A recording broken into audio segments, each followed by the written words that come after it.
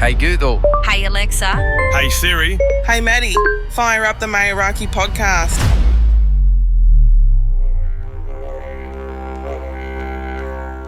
Welcome back to the Meraki podcast. This episode is coming to you from Meraki podcast studio on Yugambeh country. I'm Matt Cavosso and I'm a proud new knuckle man. My guest today is a fighter, not just in the ring, but in life.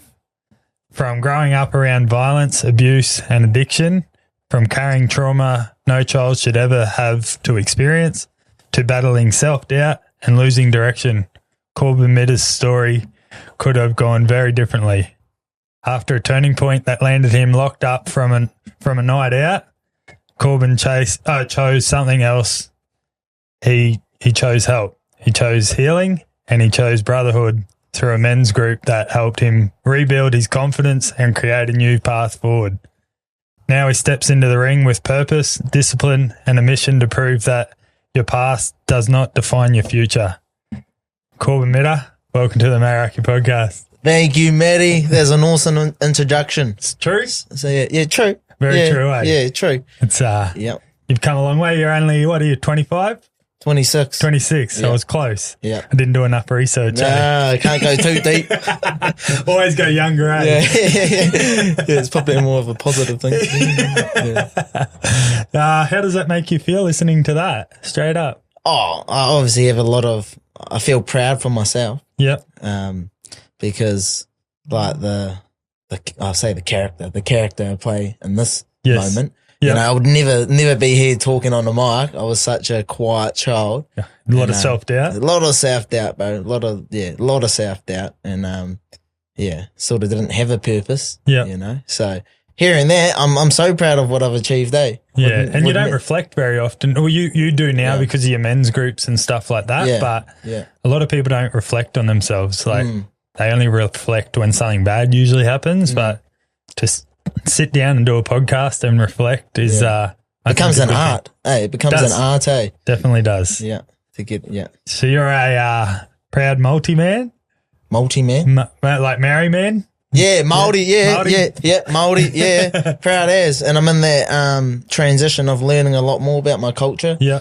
Because it was a sort of thing of like, you know, I'm not fully dark. No. And I say, no, I'm not black, but I'm not white.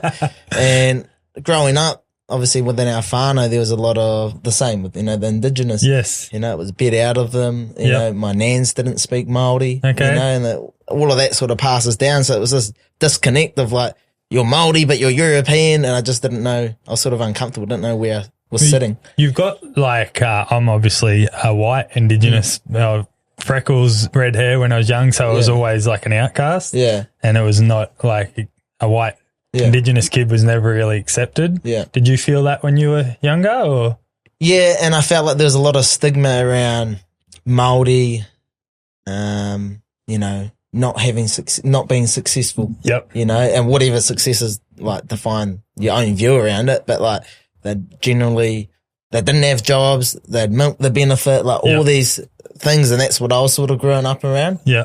A lot of gangs over back home. Gangs, too. yeah. All Māori are gang members, that's what they think. Yeah. So I'm on that journey of, rewriting my own beliefs and then, putting our people at the front, like, embrace it, embrace it.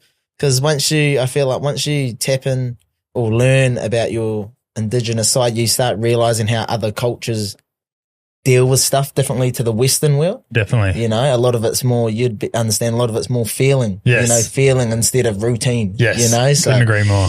So, I'm on that transition, that path, That's a men's group that you're in over here now. So you just said that this morning, was that? Yeah, so the men's group, so when I moved over, I've been in Australia with my partner and I, my darling Ella, my fiance. Yes, I'm in the same. I go fiance as well, but I always say girlfriend. Myself.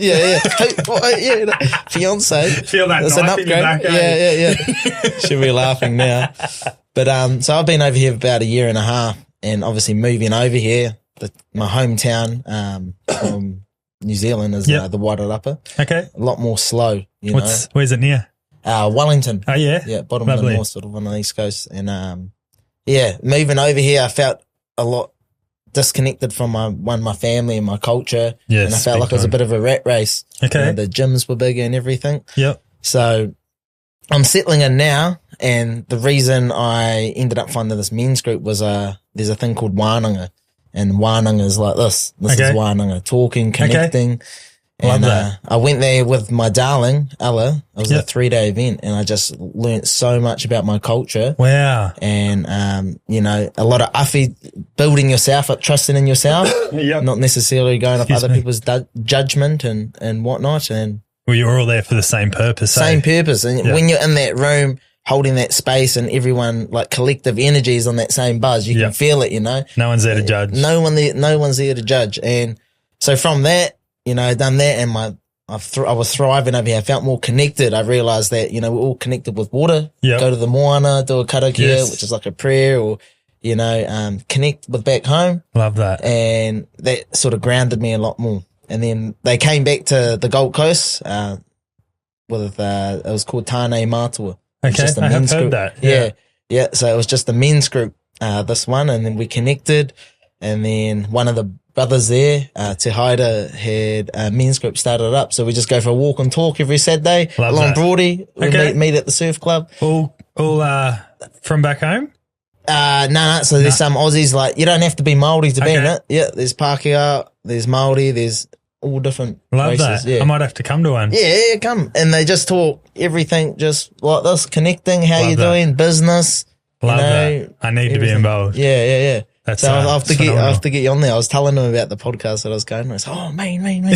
So I was sort of rushing to get there and then get back. I might have to get the fellow that runs that men's group to come sit on the couch and talk about it. Oh, yeah, he'd love to. Yeah, I'll do it for sure. He has a platform called Centurions. Okay. It's like sort of based around, like, you know, development, like a men's group course, or, nice. You know, just in general, how to thrive, you know, it's one of those. So, yeah. I've got my own men's group I just started. Yeah, so how's that going? It's good. I'm doing my third one next tomorrow. Yeah. And it's just it's called Breathe, Bond, Belong. Yeah. So the very start of it involves breath work. Yeah.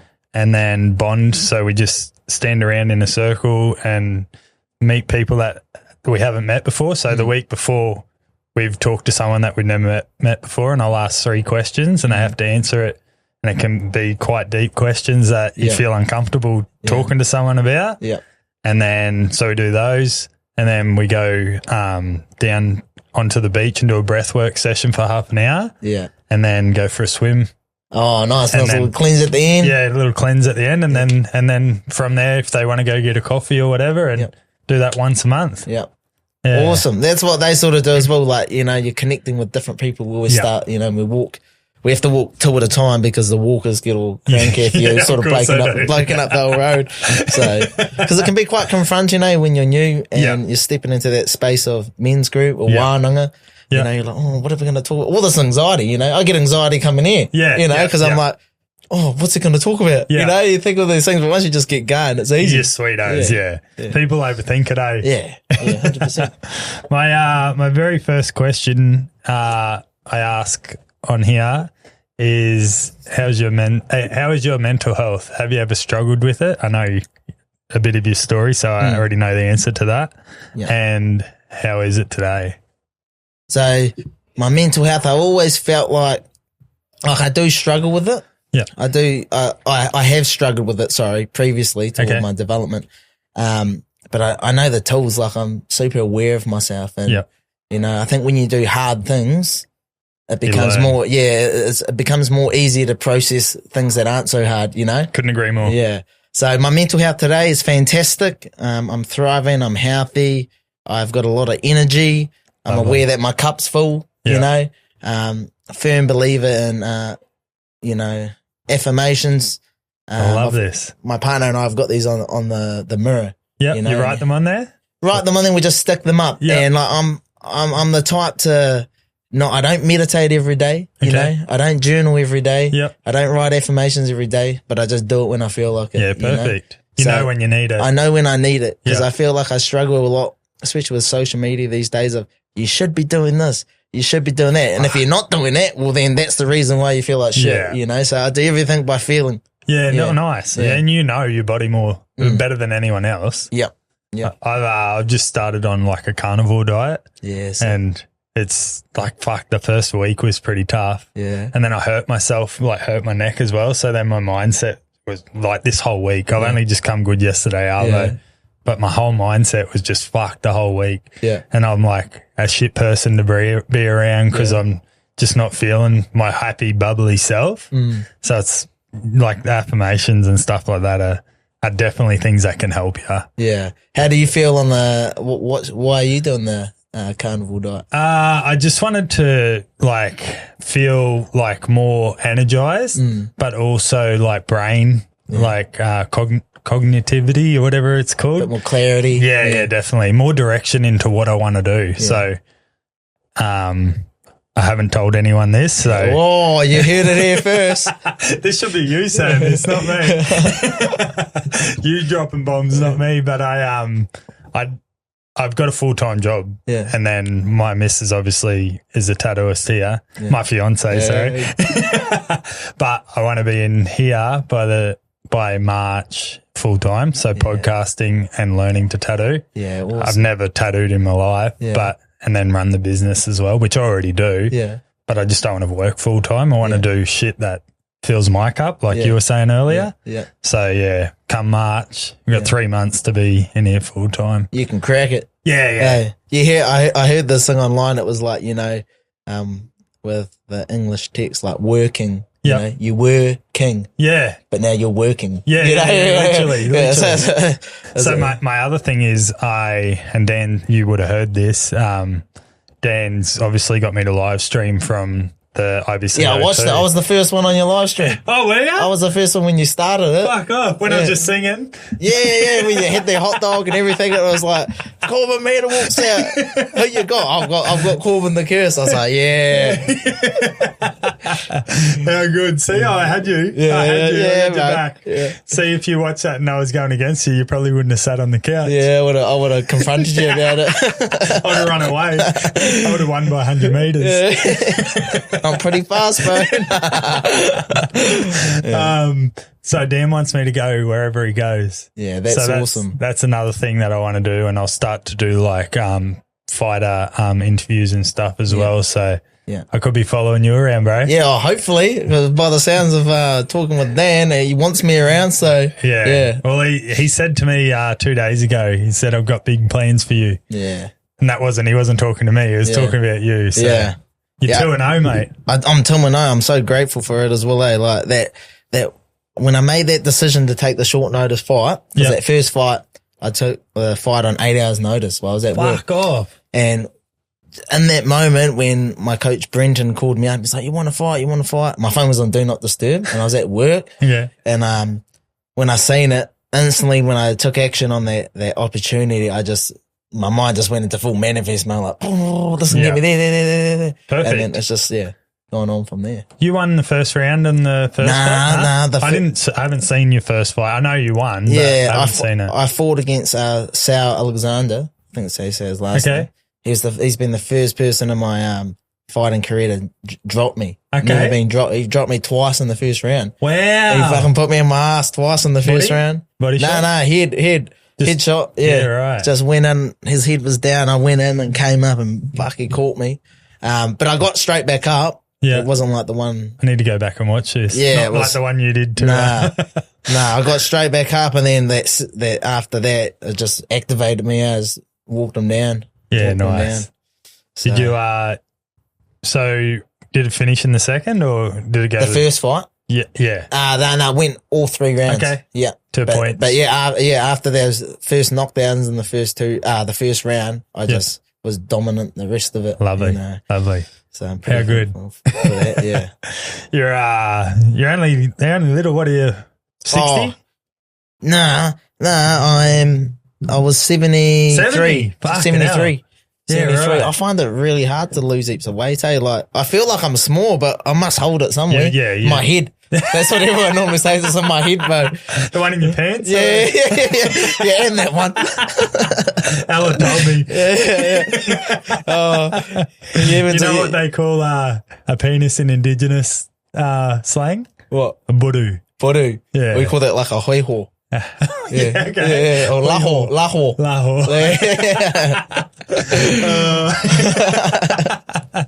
So next time you talk to Ella when you go home, say, hey, do you want some of my buru? Yeah, I will. She's happy that I'm out of camp, because if you're a fighter and when you cut weight, no, what's that? But you get weight cut cock. Yeah. Just you go from like fucking 6 inches to 4 inches. Let's go. What's your purpose in life? My purpose in life is to live an abundant life. Lovely. Where I can be my authentic self and just flow with life. Because a lot of the time, a lot of my younger years, I was just always in the state of worry. Mm-hmm. Am I going to be this? Am I going to be that? Yeah. Man, I just flow with life, I just flow with life. I'm struggling with it right now, actually, at this point of like, man, you're 26, you need to set up a future for your family and all of these conditions that, you need to live by. Yeah. Get married, have kids, this, that. Well, do what makes you happy. That's exactly right. And I just know that where I've got to now is just by being myself, my authentic self. Yeah. Perfect. So, is to live an abundant lifestyle with my beautiful fiance and our children. Yeah. And, not have financial stress. Yeah. And, I'd love to go to the beach every morning. And it's soon to happen, hopefully. So, yeah. Come on, Dan. Yeah, Uncle Dan. Come on, Dan. Hook me up. Right. I can't see this IBC going any other way, personally. Oh, it's so good. I'm so grateful, So grateful. He called me yesterday. Yeah. He called me yesterday and he was just talking to me. I don't know if I'm not allowed to say any of the stuff, but we can cut it out anyway. Yeah, if you cut it out. I'll ask him, can this stay in? Yeah. So we're just having a good talk. And like what you said, you've got a bright future for me. So, yeah. Ever since pulling that poo cunt on I'm known as the Māori warrior now. Yeah, perfect. Yeah. So what's your actual fight name? So it was Corban the Curse Mita. Okay. A little story behind the curse. Yeah. No one likes the curse. No one likes the curse. And, going from my whole spiritual journey that I'm doing now, you know, curse is like a negative connotation to it. Yes. But I don't believe it's like that for me because, it's for who you fight against, not for you. Yeah, exactly. And the reason I got it was every time I had a fight, they'd always pull out. So it'd be the night of the fight they'd pull out, or something would always happen, and it was generally working out for my good. I might be injured, but I'd still be keen to fight. Yeah. And then they're like, they didn't make weight, or their bloods didn't come through, or they've hurt themselves. So then my coach gave me, it's the curse. And then we had this bang. It stuck with me, Corban the Curse Mita. But I'm in transition phase at the moment to Te Tahi. Okay. Yeah. Which means? Like the one, the chosen one. Nice. Te Tahi. Everyone calls me at the gym. I'm like the Tahi, the one, the man, the one. So we've changed it to Tahi. Yeah, I need to get them done. Yeah. But they're sort of my alter egos where then the curse is the dog and the mongrel myself when I tap it down, and Te Tahi's like the clear, confident and aware. Yeah. So I switch between both of them. You could have one on the front and one on the back. Yeah. So then you got both. Yeah. That'd be cool. Any sponsors want to hook me up with the trunks, hit me up. Rival? I know the bloke that works at Rival. Yeah. You know Rival, obviously. Yeah, does. Yep. I think they're, I'll have a talk to him. Stuart, his name is. Yeah, thanks, bro. And I'll, just remind me because I'll fucking possibly forget. Yeah, no, that's fine. But he's here on the coast in Cooley, I'm pretty sure. Sweet. Yeah, so he'll be able to hook you up, surely. What's one quote you live by? I heard you say this, this morning, actually, on you hear me say it this morning? Video that I watched of you. You know that one with you and Ella? Yeah. If it is one, it'll be consistency builds momentum. Okay. That's one I sort of live by in certain aspects, even though I'm not consistent myself and stuff. Yep. But I understand if I'm liking something or if I'm working towards something, I understand that consistency builds momentum. It's like a snowball. Definitely does. But what was the quote that you said? It was something to do with, It was like, something about one, and I'd have to find it. I had it here somewhere. Yeah. It was IOR, neutrality. IOR is another one I like to live by. It's just being neutral. Yeah. It was on this Change is Possible, your story. Yeah. It was in there. I can't remember Jeez, that was exactly like 3 years ago. Yeah. But yeah, another one that I actually love to live by is IL. Okay.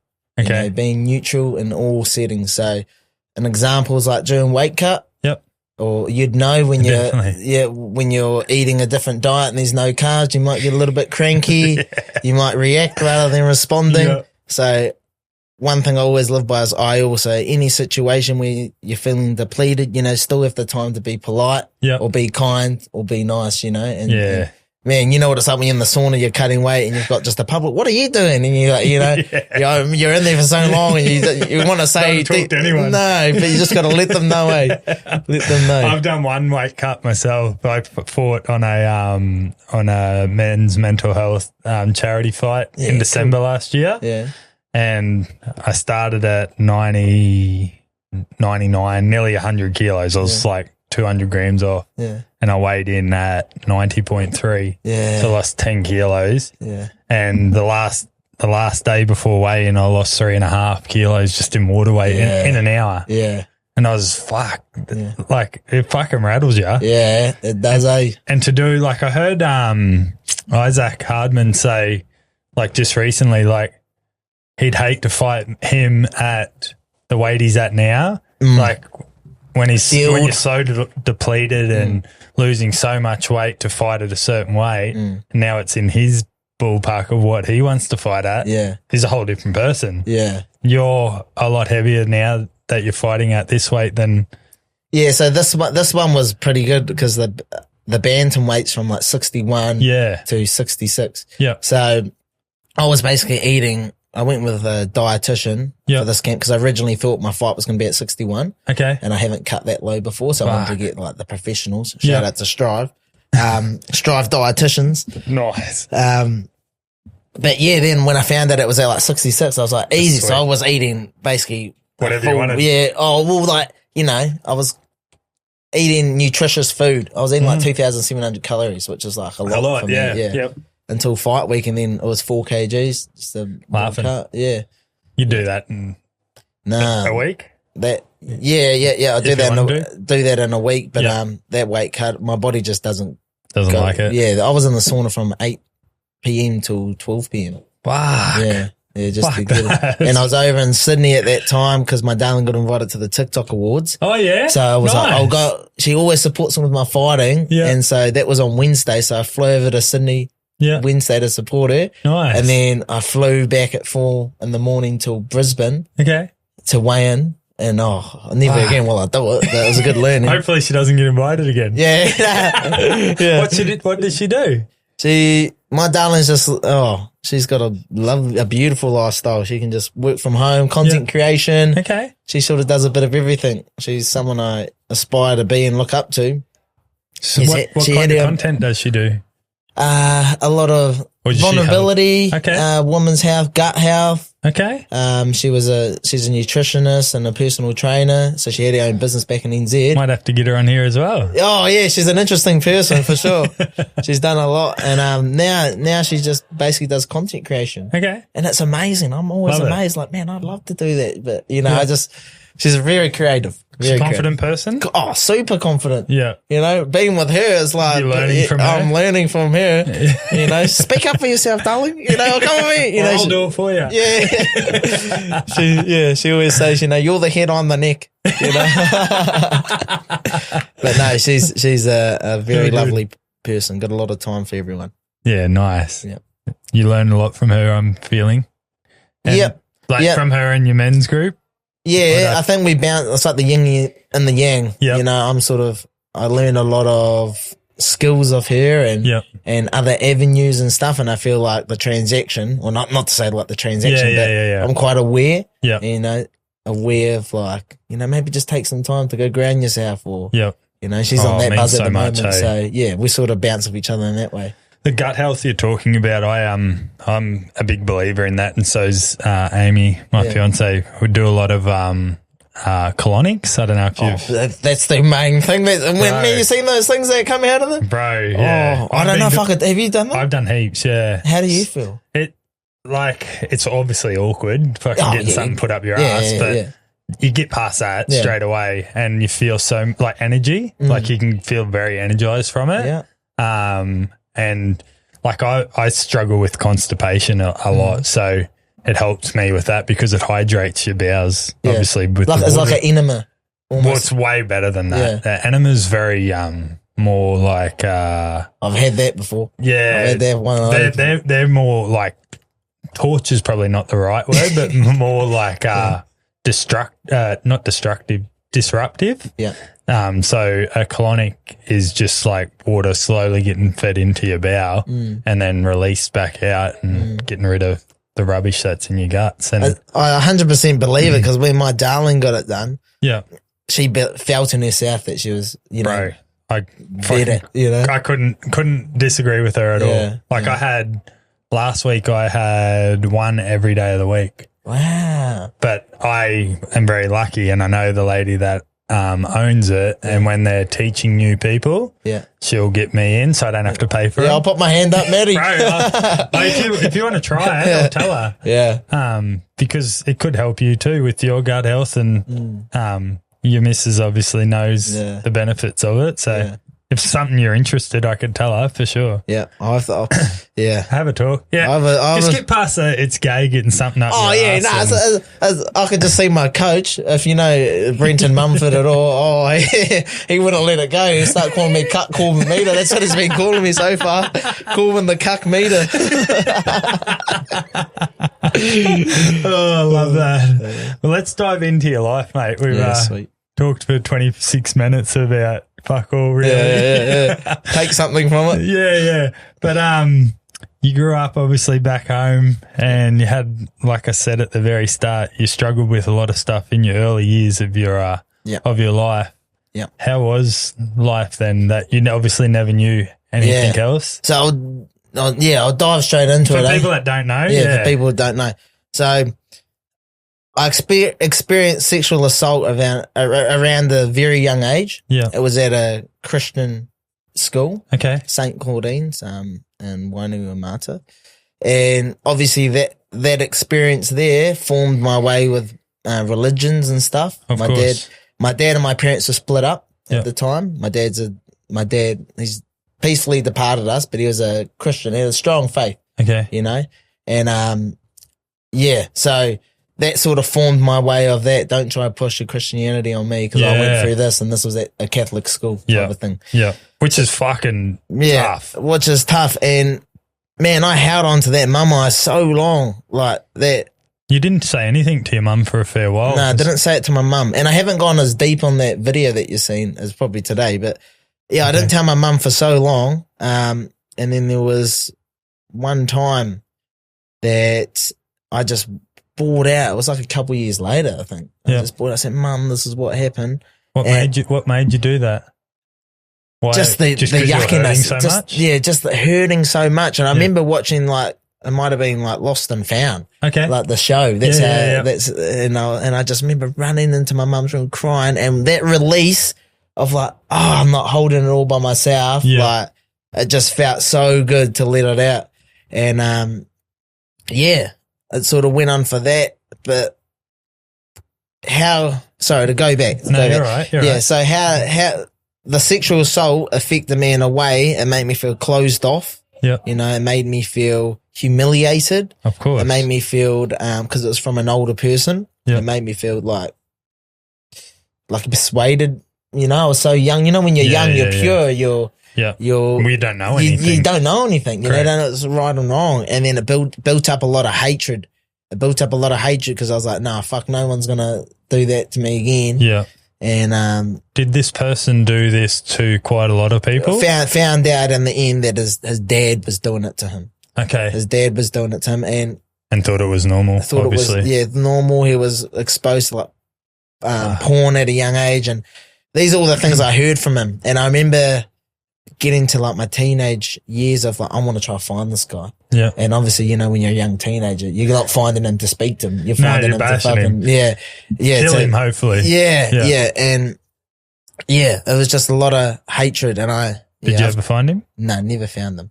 And that's he's very lucky. I'd be changed now. Yeah. I if I found him now, I wouldn't go beat him up. I'd probably give him a hug and say, bro, we're both young. Yeah. Like, I'm at that hopefully point. that, like, I don't know if you know if that person's still alive or not. Yeah. But if he's changed you'd hope so, wouldn't you? Yeah. Because there's only two ways: is you stay that way and you're a piece of shit. Yeah. As simple as that's as bluntly as I'm going to put it. Or you realise you're a fucking piece of shit and you try and change your life to be a better person. So you're not making, for example, people like yourself suffer. Yeah. Because it's not good. Nah. And you're 26 Yeah. and you still carry that burden today. Yeah. But you're bettering your life to deal with that burden and try and teach or help people if they've struggled with anything like that. Not even to that extent, but if they're struggling with anything. Yeah, that's like exactly right as well, because it's like I realised, talking about it, not at this young age, but the age I am now, talking about it builds empowerment. Correct. And it breaks the stigma around men not talking. Yeah. And, like, you'd look at me, you wouldn't think it happened to me, No way in the world. Yeah. But, it's like, I think vulnerability is like becoming a power move, Yeah. because I was so closed off before that, and, was just, I'd people please just so I wouldn't get into confrontation. Okay. I was hyper aware of like scenarios. I was always like in the fear driven state, Okay. thinking something's going to happen to me, Yeah. Overthinker? Overthinker, yeah. Yep, all of that. I'm pretty bad at that. Yeah. I'm bad at it. I'll assess the whole situation and then, like, for example, asking you a question now, I've already asked you that question before you got here and I've thought of the 7 different answers that you could have given me for that question. Yeah. So I'm like, which way can I make the next question go that way? But I also want you to, so then since I started this is like 54 episodes of saying I've learnt to like fucking not just overthink everything and just let it flow. I've got some questions, but I'm like, just let them tell their story. Yeah. No, thanks, bro. But it's I was not aware of your whole life story until like I saw you fight, and then I was like, it's pretty full on. Yeah, a lot of people. Funny you done that, because when you reposted that story, I was like, how does he know I've had a crazy life? So, how much digging has he done? And I thought about it. I was like, wonder if he's found the changes possible campaign. Yeah. So it takes a lot for you to even do that. Yeah. A lot of people, like you said, you're talking to help people that are vulnerable. A lot of people don't do it, and they just suffer for the rest of their life. So you should be very proud of what you've done. Thank you. My partner, my fiance, Ella, and I. We'll just say Amy and Ella. We come to, like, we both understand each other on a deeper level, that we understand, if we don't fix our things, genetically just passes down, all these things of self-doubt, self-belief, not feeling worthy, all these emotions, if you don't sort them out, or reacting or angry, it just passes down. Yeah. Just passes down. So bit of self-sabotage and all that shit. Yeah. And I feel like you get to a certain age, the age I'm at now, where you can start identifying it within your parents. Yeah. I've got that. I've got that. So maybe I change that, Yeah, definitely. So you grew up obviously back home, and like you said, there's gang members, a lot of gang members back home. Yeah. Like, I read and watched that you had a lot of alcohol and like addictions around in your family. Is that correct? Yeah. So, some of my family were in gangs. Yeah. My mum and my stepdad done the best they can. Yeah.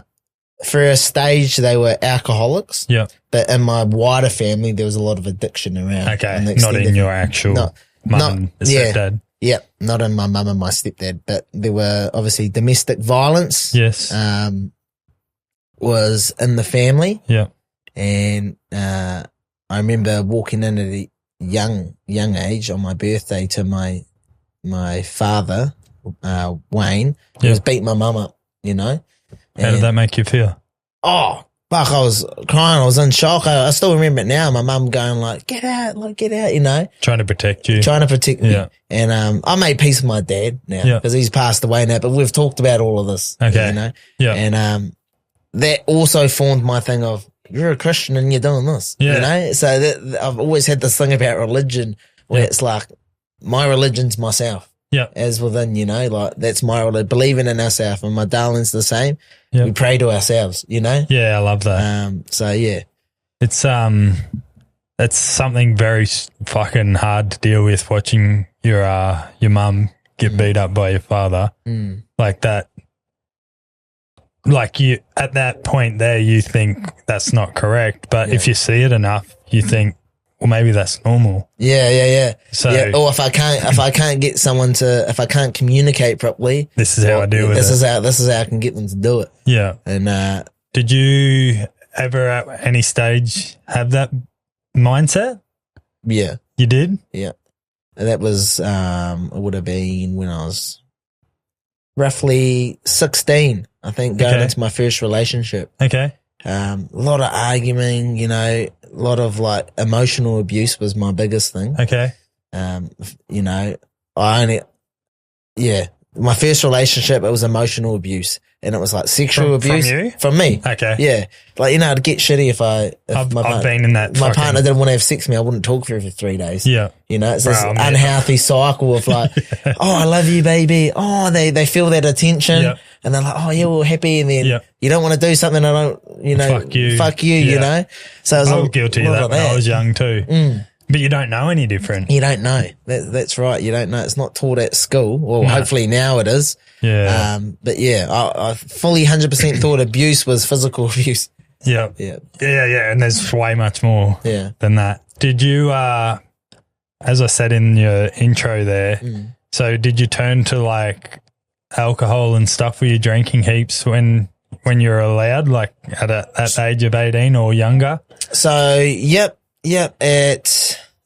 I felt like I wasn't drinking because of that though. Okay. It was just because everyone else was? Just because everyone else was. Like, I felt that if I was, okay, I'm going to tell, MDMA for the first time. I've fucking taken plenty of that myself. I don't drink, do drugs or alcohol now. Yeah.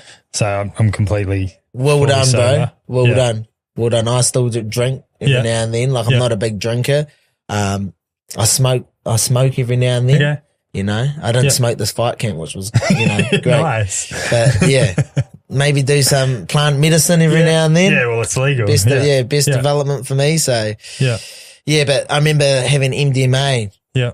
One time and just talking on this deeper level, you know. It's a whole different feeling. A whole different feeling, you know, a whole different feeling. And I was like, wow, there's a lot to come out for me that I need to work on. Yeah. But I can't say that I was using substance abuse to run away from my problems. Yeah, okay. If that makes sense. Yeah, like, it does. Yeah, I don't. Yeah. That's pretty much what I was trying to ask. I just didn't obviously ask it. But yeah, I think like being in that whole environment of your father, your mother, and then the outer family, like there's so much going on for a young kid at seeing like dad do what he was doing. And then for you to like to now where you are, there's fucking been so much development. But at what age, or was there a certain time that you realized, fuck, I'm on the wrong path here? Yeah, that was like when I was 18. Yeah. 18, 19. Or 18 to 20 was when I noticed. I remember my darling would be crying, you know, why the fuck are you crying? You know, you're crying over something that's small to me. You know, I was in this whole thing of being a fighter. I do stuff that's hard. Yeah. You know, this is nothing compared to what I do. You know, it's this whole, fuck, it's nasty thinking about it. Like, wrong mindset, eh? Wrong mindset, man. Like, wrong mindset. The lone wolf mentality, you know, like, I'm a killer, I'm the lone wolf, you know. So I made that change. So there was one night, I was wanting to join the army. I aspired, you know, I wanted to be in the SAS. Okay. You know, I was like, that's what I'm driven to. Like, and I didn't end up doing it, but there was one night we were drinking. Yeah. And we ended up stopped drinking like for ages after that. and we got into an argument, and there was just pushing and shoving. Okay. And the cops were called. Yep. It's like still a blur, you know. There was definitely pushing and shoving. I pushed her, she was pushing me. Fuck. And anyway, the cops came into her parents' house, and the dog. Oh, sorry. Let me go back. So we're out at the pub. Yep. Right. And this bouncer, because I was just an up and coming fighter, I was never the type to look for a fight. No, I want to put it that way. They always try and find They you. always try to find me. I wasn't the type to go, I'm a fighter, fucking let's go. Yeah. I was always the type like, you know, I'm like, yeah, if you want to fuck with me, I'll fuck you up, you know. But there was a bouncer there, and he was just he's just been a dick. He's known around town, and he got into a fight with me, and like, pieced him up. He was a big guy, and I was on top of him, and I was fucking giving it to him, mate. Good. But I remember getting that, obviously put my scale on my emotions. I was heightened. Big time. And my darling was like, you know, you shouldn't have done that, and giving me all this slack in the car. Yep. And then it progressed into the house, and then it just went off. And the police got called, and the worst image you can imagine is my darling Ella in the corner, the dog's in front of her, sitting down. Protecting her. Yeah, protecting her. Yeah. And I remember getting picked up, put in the cell, waking up the next morning on New Year's Day going, what the fuck have I done? You know? Yeah. And like, it gives me goosebumps now, because I was just like, oh my God, like, it just felt so yuck. The mummo like hold it in my tummy, you know? It felt so yuck. I felt embarrassed because my mother didn't bring me up like that. No. And like, I'm a mama's boy to heart. Okay. And it was then having to apologize and talk to her family, her mum, and all of this. Well, they would have seen it too, probably. Yeah. And then my mum said, oh, this is our family counsellor. I reckon you should go. And, you know, and I was like, oh, okay. And I went and seen the counsellor. Shout out to Kay, Auntie Kay. She's done a lot for me. How good.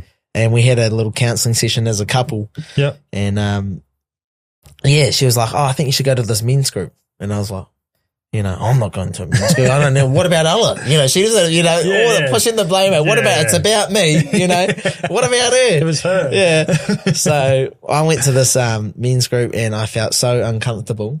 You know, I felt so uncomfortable, and I basically done a 16-week course with them. Wow. Yeah. And that's a long time. And I learned so much that I was just like, can I stay? Can I stay again? So then I was just doing another cycle of 16 and then another cycle. I think I'd done about 3 or 4 cycles. Wow. And then for a whole year, pretty much. Yeah, for a whole year. And I met a lot of lovely guys. And I learned a lot of skills myself, the Western way on how to process stuff. Yep. And so, my partner, I used to come home from men's group. Me and my darling used to sit down at the dinner and say, how was it? You know, and we just talk, and we connect on this deeper level, because she was like, oh, I haven't thought of it like that. You know, we just started to teach ourselves basically and apply it. Yeah. You know?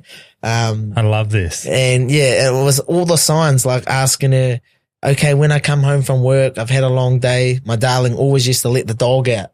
My boy Rocky is my son. Yes. The Doberman. She used to let him out. The black one? Yeah. She used to let him out, because whenever I'd see him, I'd go, oh, my boy. Yeah. You know, and so when I walked inside, I was primed and happy. Happy. So it was a lot of those things. So I love that. I saw in the video, he actually like jumps up on you and gives you a big kiss. Which is so special. Yeah. That's for people that don't have kids, like, dogs are fucking your kids as well. I don't care what anyone says. They are. They're, he's my boy. He's my day one. Yeah. Yeah, he's my day one.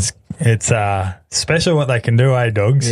Yeah. Just they can feel your emotions too. Holding the space, Even just holding the space. Yeah. So like, for instance, I was in last night, we came home and he was eager to get outside, you know, and he'd broken the bloody door off the hinge, the screen door. Oh, no. And in that moment I was like, fuck Rocky.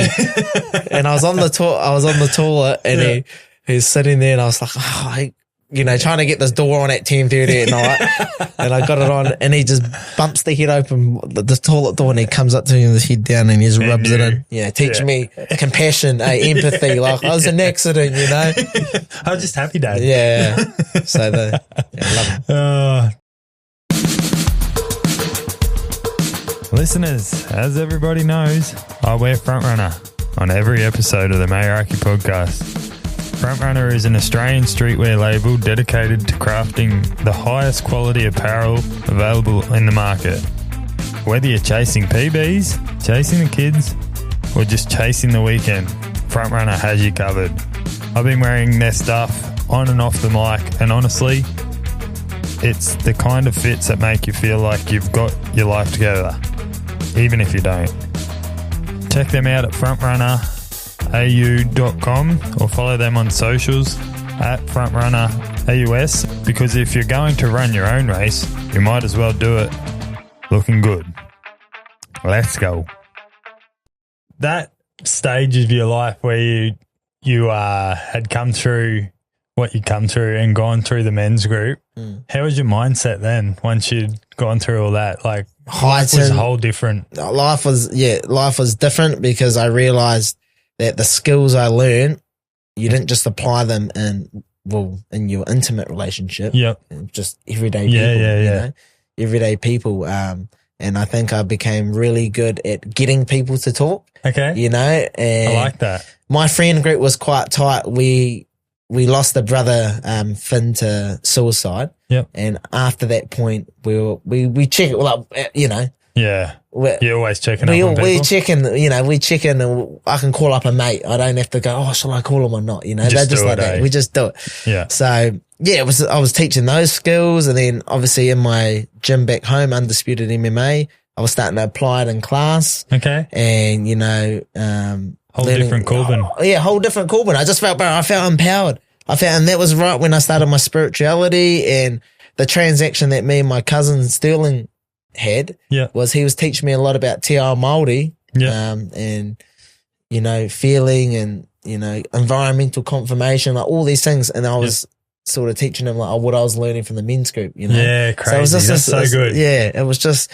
transactions, man. I felt so alive. My relationship was better. It is better. Yeah. More sex. Yeah. Well, actually, booking it in, not expecting it. Yeah. Booking it in. Yeah. And then if it doesn't work, then let's come to some common ground to when we can make it work. Sunday mornings, man. So, start your Sunday right. Yeah, start it right. That's it. Why wouldn't you do it? But how good. So that's pretty special. Pretty special because you realise with communication, it builds connection. Yes, it builds all these things. Learning love language, what your partner appreciates. What's yours? Mine's physical touch. Same, obviously. Yeah. So when I used to get so worked up, or even when not worked up and like you fucking done this, but like I'll get emotional and worked up, and I'll be like, a simple, hey Matty, it's all good. It just boom brings me down. That's me. Yeah. And then obviously the other thing, like you said, sex. Definitely helps. Yeah. But relationships shouldn't be based around sex either. No. 100%. A lot of people think that that's what it should be. If you're in a relationship for sex, then you're there for the wrong reasons straight away. Yeah. You need that connection with the people for sure. 100%. But you both have to be on the same wavelength. Have the same mindset. Like there's so much shit that you both need to work on for it to be a relationship. And knowing and figuring that out is definitely hard too. Yeah. And we go through this whole thing as well with, sex. It's like, we got to a point when someone asks you for sex and you just shut them and go, nah, I'm not feeling it. Yeah. That's a vulnerable move in their thing for asking. So it's like, coming to like, oh, darling, I don't feel like it now, but can we do it later on or, something like that. And then it feels like you're respected in a way and you're not scared to bring something up again. Yeah, definitely. So that's pretty special. That's cool. I need to, teach some of my mates that, I feel. Yeah, a podcast. I'll just listen to everything, bro. Yeah, exactly right. What has fighting taught yourself about you? Fighting has taught me, like apply these principles to anything, like we go back to. But it's also taught me that I'm strong, I'm courageous, I'm a leader, I have belief in myself. My methods of how I prepare for a fight work, instills it even more. Every fight I always, write an affirmation, a big letter to myself. Okay. And, I think about the letter and then I obviously visualize it and then I feel it, I feel it within my body, how it feels. And then you execute it. It's like conscious thought times action equals manifestation. Yes. You know? So with a fighter, I live this lifestyle of like, I can walk around now and not be heightened and not confident in myself. That's the beautiful thing with it. I've been around so many people that just walk with their head down and then they go on this journey of, martial arts and they thrive. They come into, I always reflect back to a guy, Aiden, at our gym. He used to come and talk to you like, hey, Matt, how you going? And you're not looking at, and then just seeing his development, like, hey, bro, how are you? You know? And it's that you don't see it like, it just helps you in so many ways. You all make your own connections. This is just my one. But it helps me resolve problems that I occur in life, understand that I've done things a lot harder. And that, I'm confident in myself. I've got a lot of positive energy within myself. So what age did you start fighting? So I started fighting, training when I was probably about 14. Okay. And then I trained for about a year, and then my nan, she was like, I don't want him fighting, said to my mum. So of course. So I stopped it. It's always the nan. The nan. But then Nanny Hariata, she was a fighter herself back in the day. Okay. And then when she passed away, I started back when I was She couldn't 17. stop you? Nah, couldn't stop me. And then, I just started back when I was 17 or 18. I seen my mates getting really fit from it. Yeah. And I went to my first training back and spewed up, and I was like, oh my God, this is hard. Yeah. So I've just pursued it ever since. There's no, and I don't give a fuck what anyone says here, and come try and prove me wrong. Yeah. You'll totally agree with me here. Yours like MMA and stuff as well, but there's no fitness like boxing or fighting fitness. Nothing compares. No. You think you're tough. You think you're tough. Yeah. You go in there more than 2 minutes or a minute. Good luck. And see how tough you are then. Yeah. Like nothing compares. I played rugby league literally like all my life. And then I started boxing. Like we used to do a bit of boxing training like when we'd do footy training just for a bit of cardio and shoulder strength more than anything. But then when you actually get into a fight camp, it's fuck off. Yeah. Nothing compares. Yeah. Hard times build tough people, bro. Yeah. Do you know Fidel at Fight Club Burley, where Dempsey and that train out of? You know Dempsey McKeown? No. No. I with fighting, there's only a couple people that I follow. Yeah, which is fair. Yeah. This is Fidel here. Have you seen him?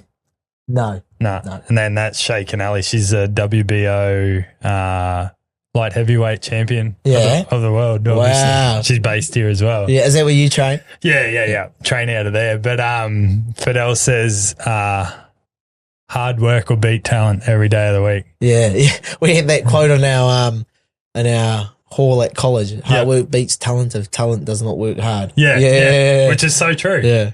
You can be the most talented cunt in the world, but if you don't train, you'll only get so far. Yeah. Yeah, 100%. You'll get to a certain point where you won't progress, but you'll get there pretty quick if you're talented. Yeah. But then the cunt that works hard all the time will continue to keep going. I probably should stop swearing so much too.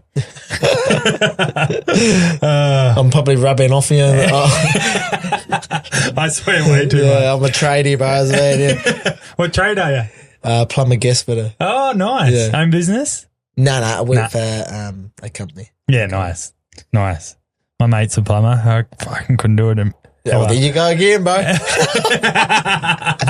we say cut, clear, delete. If we say, me and my darling, if we say anything negative or judgmental, we'll go cut, clear, delete. Yeah, there you go. I'll stop. Yeah. It's all mindset, eh? Yeah. Can you share a moment where you're one fight that you're proud of that shaped you into who you are today, you reckon?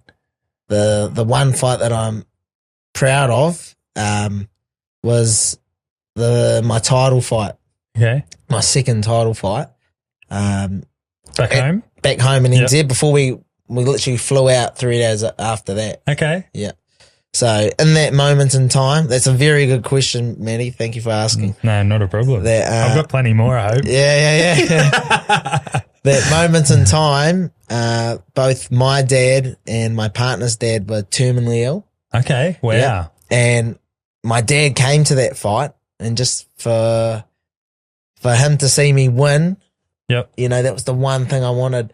So my partner, considering what everything had happened, everything, all this, you never know when someone steps in the ring, all this external stuff they've got going on. Spot on. And to perform at a high level and get the outcome, that just builds me a lot of like confidence within myself. Definitely. You know, that I can do it. And yeah, I just really wanted to win, not for myself, but just for everyone. And I wanted to visualize a lot of showing my dad the title and Allah's dad the title. Yep. And so I won that fight. And was that the WKA? Yeah, that was the WKA belt, 72 kg. Yep. I won that fight, and the amount of emotion I had installed, I was just like, I got this beautiful hooker at the end. Nice. I was just like, fuck, like I'd done it. I think I've seen the footage of that, actually. Yeah, it's probably in one of my stories or the things up there. But yeah, I was just so proud with all that external influence going on. I still performed, and after 2 days after Ella's dad passed away. Oh, so it was just like this whole thing of like, we were both just going through it. We were setting up our house. Ella, we were moving over to Australia. You know, we couldn't find a place until the week of my fight. Like, fucking shocking over it at the moment. That's crazy. So I'm super proud of myself for that, and I know they're proud of that. And so that's one fight. That's pretty cool. I just saw this a while ago, but WKA 72 kilo North Island champ, which is that one, obviously at the top of your profile too. So it obviously means more because it's at the top. And then WKA championship 3-time gold medalist. Yeah. So that was WKA is like the World Kickboxing Association. Yep. And I went over. I was supposed to go to Thailand at the time, but during COVID it just all got never was going to happen. No, never happened. Yeah. So I trained another year, and I got the opportunity to fight over in Wales. That's where the tournament was held. Yep. And I'd never been like, I've been to Australia, but I've never been like for fighting anywhere else. Overseas. Yep. So my parents done a lot of fundraising. My family got behind me, got some sponsorships. Nice. And I went over and I fought in K1 Muay Thai and combat boxing. Okay. And at the time it was like they got the promotion, or not the promotion, but the organisation up and running. It's been one of the longest around, WKA, but they haven't done anything like this. Yeah. So I went there and I fought in Muay Thai and I won gold, and then I fought in K1 and won. And then combat boxing, I just jumped in because they have all these disciplines like contact. Okay. So a lot of people would just put their name down because they're just like, I want to get gold medals, you know. They'll put their name down for all these events, and then sometimes they were colliding. Okay. So they were like, oh, some people were just like, what's the easiest one? I'll go this one. The easiest one. So I had a lot of fighters pull out. So I won the gold over there, and I was just, another powerful moment where I was like, fuck, I feed myself a lot of pat on the back. Like, man, I love you, Corb. Like, fuck, well done. That's so cool. Well done. You got a few belts at home? Nah, I've got, so my belt that I won. Yeah. I've only ever had 2 title fights. The first one I just lost on decision. Okay. The second one, I leave the belt and some of my medals at the gym. Okay, nice. Just leave it there. Yeah. Because whenever I go back, I always just pop and think, oh, how's the belt looking? But, so I've got some medals and stuff, but maybe the IBC belt. I was literally just about to say that. Hey, it'll be 3-0 then, 4-0 then. Wow. When? Yeah, Uncle Dan, when does the belt Uncle come? Dan, when does it happen, brother? When the moment's right. You are. Who have you got your next opponent, you reckon? Oh, anyone. Line them up. Yeah. Anyone bantamweight. Line them up. I don't know. Luck. Yeah, I don't want to pick and choose. I just fight. Be ready. Yeah, be ready. Fight ready. Hey, always fight ready. Don't pull out, you cowards. Nah, I don't think don't pull out. Dan won't give him. I think you listened to the podcast I had with Dan, but he says he'll give anyone an opportunity. Yeah. But if you fuck me over and pull out, you won't get another chance. Yeah. He's got a business to run as well. And if people like he's got the only big name he's got in that is Isaac, obviously. but everyone else, Yeah. he's trying to get them to build a name for themselves. So, like, for example, yourself. Yeah. Like, give you the opportunity, then it's on you to do it. And I'm so thankful because I'm not a social media person, so I'm so glad that I've got my darling there. Yeah, because she does all the hard work behind the scenes of editing and just making content for me perfect, as well as managing her life and doing 20 other things. Cooking dinner. So I'm just learning to to do stuff myself in that sense, not necessarily relying a lot on her, understanding that, she's got her own things to do. So when she offers, oh, would you like me to? Oh, yes, please, darling. Yes, please. I never thought you'd ask. Yeah, I never thought you asked. So, but she wants the best for me, and she can see the direction that IBC is going, and she understands, keep cracking on it. Yeah. So when do you think it will become time that you quit your job and just fight full time? Oh, fighting's one of the hardest sports to get paid, man. To live a abundant lifestyle, it's always a grind. Yes. Even with the coaches, I feel like they're always running at a loss. Their time and energy is worth more than pooty of their money. Yeah. So I'd like to. Do you have a goal?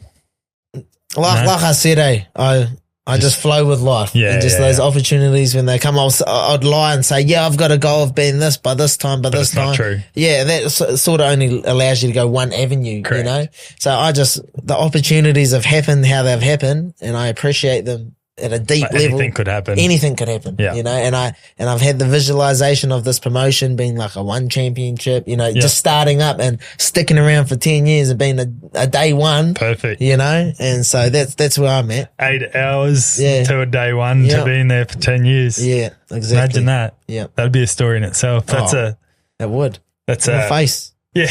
In the face, the poo kind of burst the face, bro. Stop it. Yeah. What's the biggest misconception about being a fighter? A wannabe, or you think you're tough. Yeah. I don't know. What are the misconceptions? I don't know. That's my view. I think people think, oh, you want to be, or you're trying to be a show off. Yeah, think you're tough. But the one thing I know is I've seen gang members fully get in the ring, and there'll be a scrawny white guy, and he'll piece him up. Bro. So it gives me a thing of never judge a book by its character. But I think that's a misconception. Oh, you think you're a fighter? Oh, yeah, look at you, underestimate you, But it's that art of surprise. Fighters don't go, well, I don't, but I don't go around going, oh, I'm the man. Very rarely they do. I don't do any of that. But if someone hurts my family or puts me under threat, then, I'll do something. But other than that, it's I can talk my way out of it. That's like a win. Because I can back it up. So I'll talk my way out of it. But you'll talk your way into, I'll beat you too. If I have to. Well, but in my past life, I always used to have heaps of street fights. Yeah. Okay. So that's another thing. And probably around the alcohol was when I always had a lot of street fights and pub fights, sorry. And my darling was just to jump in there and, I'd always get racked up. But now she appreciates oh man, well, you talked it down, babe. Well done. Perfect. But it's that thing of sense of when you're walking up the street, we don't have to communicate, but we're not to fuck with someone. Spot on. So it's like that. On. Yeah. So I just don't have any confrontations. Everyone knows me as a loving guy. I'm kind. I have time to talk to people. So I think with fighters, the only time that they'll talk themselves up is when they're trying to sell a fight. Very rarely they'll be out we're walking down the street and I'm going to walk up to you and say, I'm going to flog the fuck out of you. Yeah. They just don't do it. Yeah. Because they're training their asses off and then they're at home enjoying what they enjoy. Yeah. Very rarely they're chasing brawls on the street. And I'm aware now of fighting drunk, king hits and everything. Man, all it takes is you to fucking hit your head one way, you're dead, Well, there's one just last week, I think it was, and they were just having a blue in Southport, and then one of the two that were fighting, old mate clocked him and he fucking hit his head and died. Just over a little punch up out the front of the pub. Yeah. And now obviously old mate's going to go to jail. Yeah, not the one. That's not the one. That's not the tahi. No. So just... Love and light. Go to a gym and punch the bag if you want to fucking get some anger out. I feel that's the best mental health for for trying to get rid of boxing. It's so good for mental health, I think. Yeah. I've already asked you this question. Pivotal moment where you knew you were on the right track. Yeah. How do you juggle being a plumber, being a fighter, being an amazing fiance? So I've heard. Yeah. You can ask her yourself. And a dad to your boy, the dog. I forgot his name. Rocky, that's it. How do you juggle all that and everything else that goes on behind the scenes? Yeah, I know. I live a pretty simple life when you say it like that. Yeah.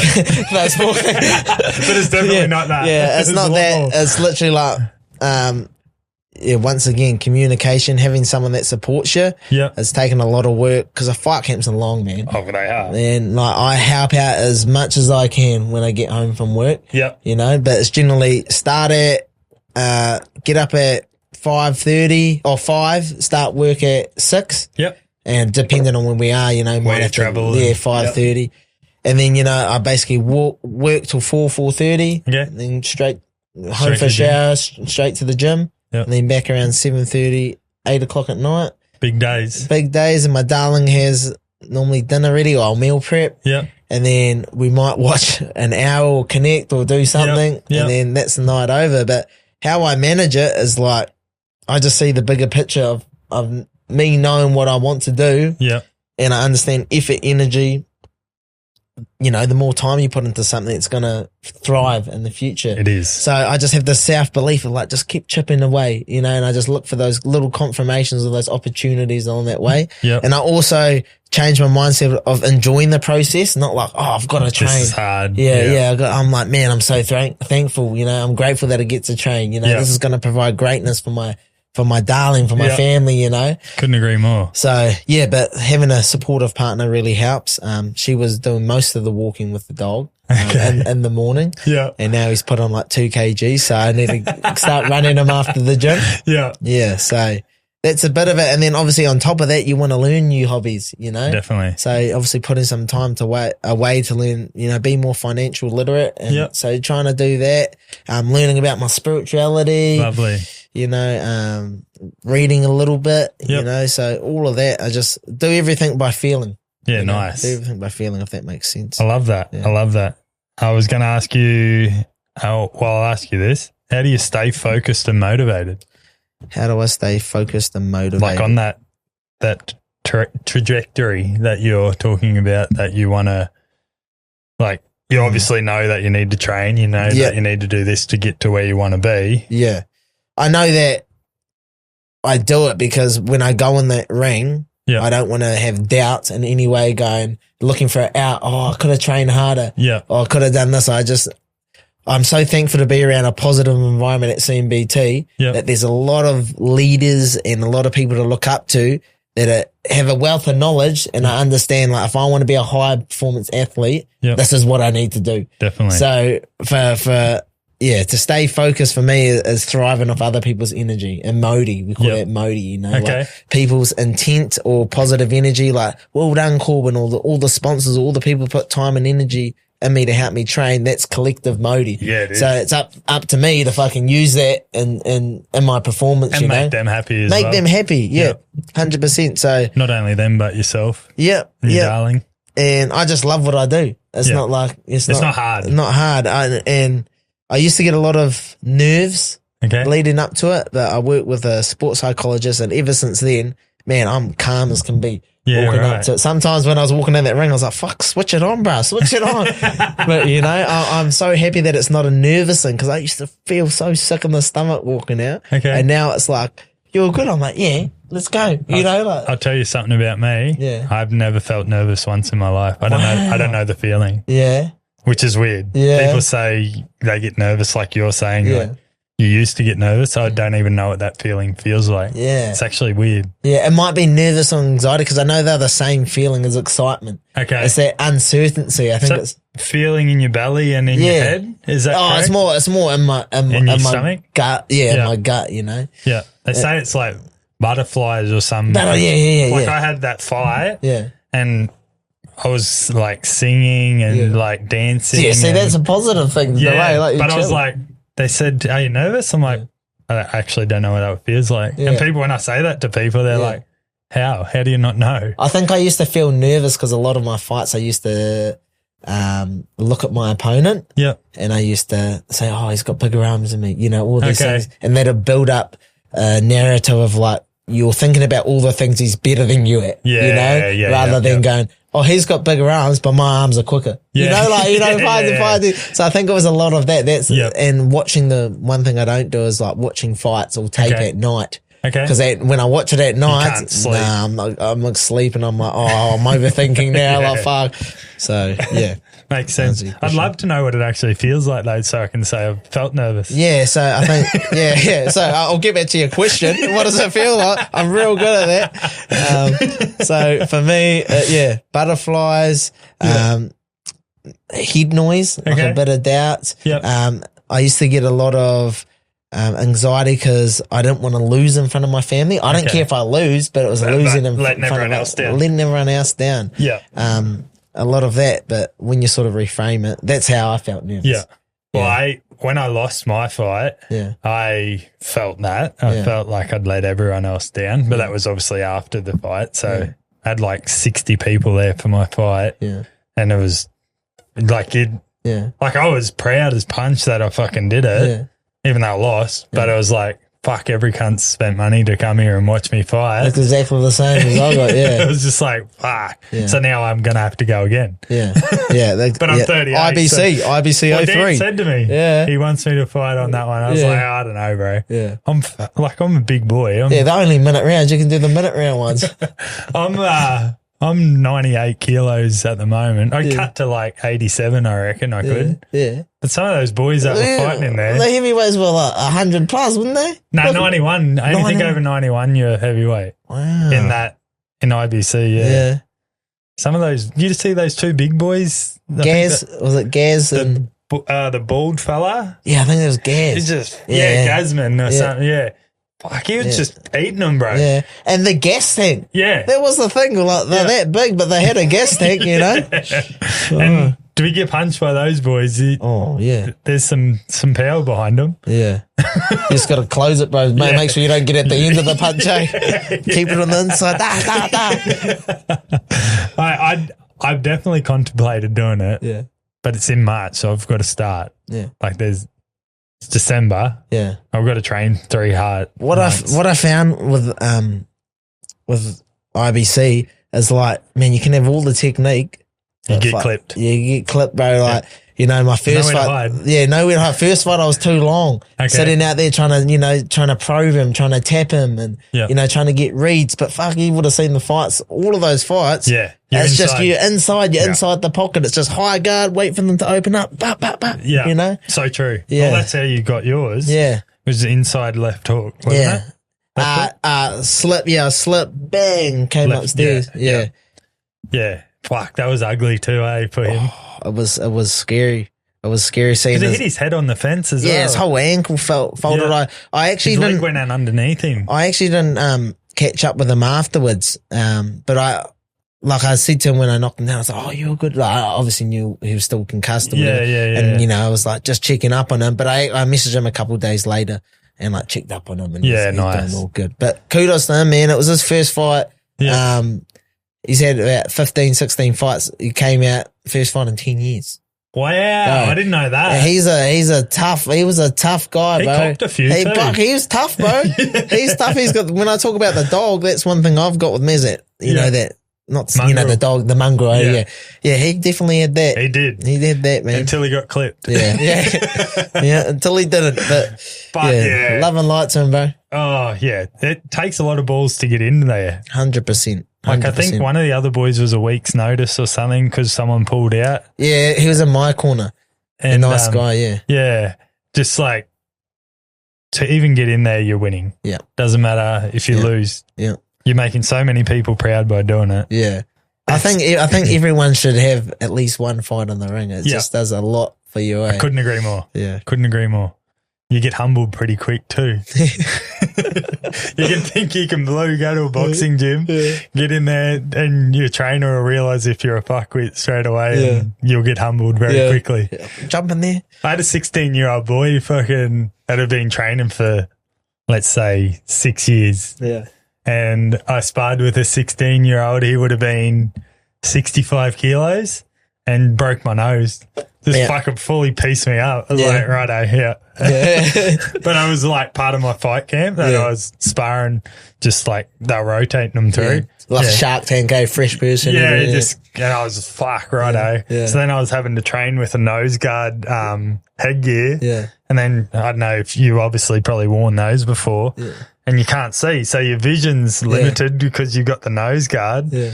And I was just, because I had a broken nose, so I still need to keep training. I don't know how I even had a broken nose. Oh, you just don't get hit. No, well, I get hit too much sometimes. I think I run into the punches. Eat them. But yeah, so I'm fucking training with that and it's limiting my vision. And I'm fucking getting pieced up even more. It wasn't good. Where's one person, if you could pick anyone, dead or alive, that you'd love to punch on with, who would it be? Anyone dead or alive, love to punch on with. Doesn't have to be one. You can say a few if you want. Brad Riddell. Okay. I love Brad Riddell, so I looked up to him so much. Yeah. I know that name, but I can't picture the face. From CKB. Okay. Yeah. Dan Hooker. Yeah, because he was one of my favorite fighters because he's got that mongrel. Yeah, he does. It reminds me of, not to say that we're similar, but the mindset of he's not scared of a dog fight, you know. Sorry to cut you off here. You listened to my live stream for your fight, is that correct? Did you watch that? Cara France. Yeah. I get it a lot like that. Yeah, that I look like him. Yeah. So obviously I said that. I said, this fucking bloke, I said he reminds me of Cara France. So I was like, fuck, I swear that's that cunt in there. I didn't actually say that, but I was saying that in my head. Yeah. And then I was like, but your style just reminds me of him too. Yeah. Just got that mongrel in you. Yeah, that dog. So those are the two people that I like to bang on with. You should do that 1 minute scrap. Yeah. Oh, they're paying a lot, aren't they? They are. It's funny, one of my mates, Blake, was one of his students. Okay. So he has a great connection with Dan. So yeah, maybe it could be. Yeah. I would. I would. Because they only do it over in NZ, don't they? It's easy, man. You're having like 4 fights. What you get? What are they? 3 rounds? 2 rounds? 2, usually 2, and then if it's a draw, then they'll chuck the third one. So in. You're looking at 10 minutes max. 10 minutes for 50K. Yeah, easy. But a lot of talented fighters because in that 1 minute scrap, there were a lot of pro fighters in there. Yeah, and a Street Fighter one. So it shows you have all the technique in the world, but all it takes is one hit. Red panty night if you win that. Oh yeah, be a Victoria's Secret night for sure. We actually went to a funny story before our fight. My darling had to do some content for Victoria's Secret. Okay. Yeah, so it was that little thing of, you're getting the winning nighty, are you? What'd she say? She's like, she laughed. Oh yeah, because I was like, you're getting the winning panties. No, I've got too many of those. I want to get something I like now. So now it's like whenever the 90's on, okay, let's go. I love that. Yeah, Dan Hooker would be gun. Yeah. He's not too big either, is he? Fuck no, he's massive. Is he tall? I've seen him in it doesn't look, when I've seen him in person, he took me for training once. In NZ, and man, he's tall. Yeah, right. Yeah. I didn't think he was, but clearly I fucking got no idea. Yeah. Maybe not to you, but to someone like me, mate. True. You can probably see on the top of fridges. I'm still wondering what it's like. You're trying to see in the freezer. Got one of those kiddies booster steps. We'll go to some different questions here. Yeah. You're stuck on a deserted island. Yep. What 3 things are you bringing with you? Compound bow. I thought about this. Compound bow. Because this question comes up. Yep. My family. Okay. More than one. That means the dog. And a flint. Yeah, nice. Yeah. I like that you've listened and you know what will help. Yeah. I used to be into Bear Grylls when I was young. That was one of my things. I used to go out bow hunting and everything when I was younger. So you'd be pretty handy? Oh, crossbow hunting, yeah. I don't know how my parents let me have it, man. Like I was like, what, 16, 15 shooting crossbows. Sick. Were you actually hunting or just target? Yeah, I used to live out on the farm. Okay. So that's probably a bit that we missed, but I had a beautiful life on the farm. Yeah, nice. Yeah. I could my parents would just let me come home from school, start the dirt bike off, boost down into the gorge. Perfect. And just go out hunting rabbits and. Fuck, how good. Yeah. Eat them as well? Snaring. Eh? Did you eat them as well? Most of them got away with my arrow, you know. yeah, stuck in them. Yeah, we'll go eeling. We'd eat heaps of eels. Yeah, nice. Yep. How good. Yep. That's cool as. Do you have any superstitions or routines? Yep, routines always karakia. And like, you know, karakia is like intention with what you're doing. Okay. So it could be like a karakia for us is before we eat. Yep. You know, and it's just giving thanks, giving like appreciation. Yeah, you know, like a prayer, pretty much. Sort of like a prayer. Yeah. Karakia is a superstition that I do, and then always before my fights, I'll go out to the ocean or I'll do a meditation. They call it a taki. Okay. And so that's opening up like I don't want to sound superstitious, but like a portal, like opening it up. Yeah, that's and cool. then putting your intentions and thoughts and what you want out of the experience. Yeah, and then you're always closing it off. And then there's no Kyle food around when you're doing it. Yeah. So, yeah. Kai's food, isn't food, it? Yeah. I do know a little bit of lingo, if you want to call it that. Yeah. Yeah. So I've got a few like Māori mates. Yeah.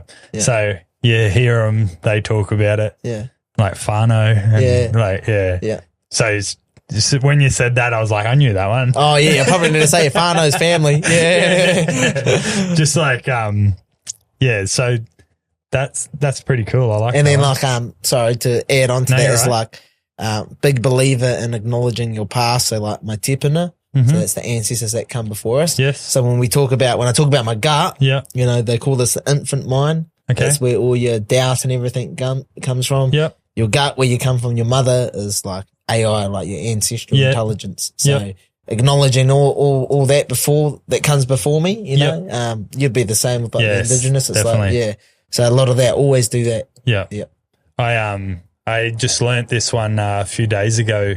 I'm very like, and I don't know if you get this, like very sensitive around my like stomach and like love handles. Yeah. And this is getting pretty deep, but like, say for example, Amy will touch me like there and then it's like fucking game on, ready to go. Yeah. But then I was talking to my masseuse the other day. What do you mean game on, ready to go? Like you don't have sex? Oh yeah, right. Yeah.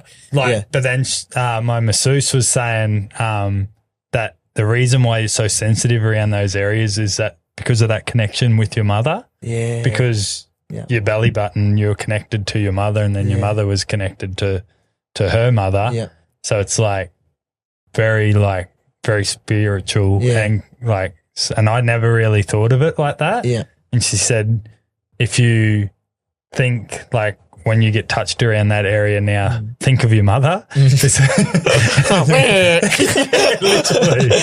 And she was like, that's like a good way to try and switch off your fucking sex brain when you get touched around there. And I was like, I understand why it means so much too, because like that connection with your family and like I never really thought of that. I don't know if many males are like that, but I know I am. And I don't know why I just brought that up, but. We were talking about, you know, the AI, like your tipuna, where you come from, you know, they call that like the first brain, your gut, gut health. Gut health controls everything. Yeah. You know, trust your gut. Yeah. You know, so it was a weird way to like look at it and understand it that I'd never really looked at it that way before. Like myself, I'm 38 and to think of like, well, that is such a huge connection because you've cut that connection with your mother. Yeah. Yeah, it's pretty special to, and that was just come from a masseuse. Like, it was something different that I'd never really looked at that direction before. Yeah. This question, you've probably fucking thought about this. No, if it's the one I haven't. You could swap your lives with one person for one day, dead or alive, who would it be? Is this the one that you haven't thought of? No. Yeah, I haven't thought of that one. I didn't hear that one. Say that again if you can swap your life. With one person for one day, dead or alive, who would it be and why? Oh.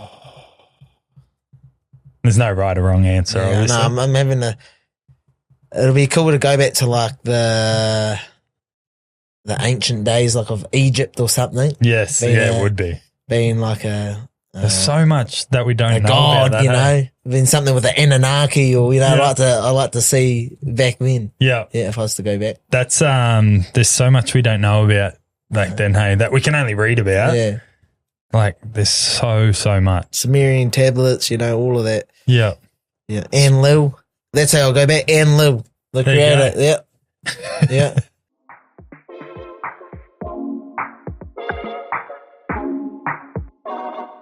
Listeners, this episode is brought to you by Dookies.co, a locally owned Gold Coast brand making seriously good board shorts for men. Born by the beach and made for it. Dookies is also comfortable, stylish, and laid back feel that only comes from truly knowing the coast. Whether you're in the surf or at the pub or just cruising through the weekend, Dookies has you covered. Support local and upgrade your board shorts. Check out dookies.co or follow them on socials at dookies.co. That's DUKIES.co. Use the code Meraki10 at checkout for 10% off. That's MERAKI 10 for 10% off your next order. Go check them out, guys. Back to the podcast. Your life has a theme song. What is it? You've thought about this one? Nah, my life has a theme song. Yeah, what is it? Heal Them. Heal Them? Who sings that? I'll know it when I see it. Heal them, heal them. I heal them. Is it this bloke? Or yeah.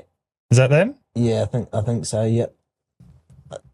We're gonna get. It's a reggae. Yeah. He definitely looked like a heal them type of person. Eh? He did. Is it that one? No. This one. Skip.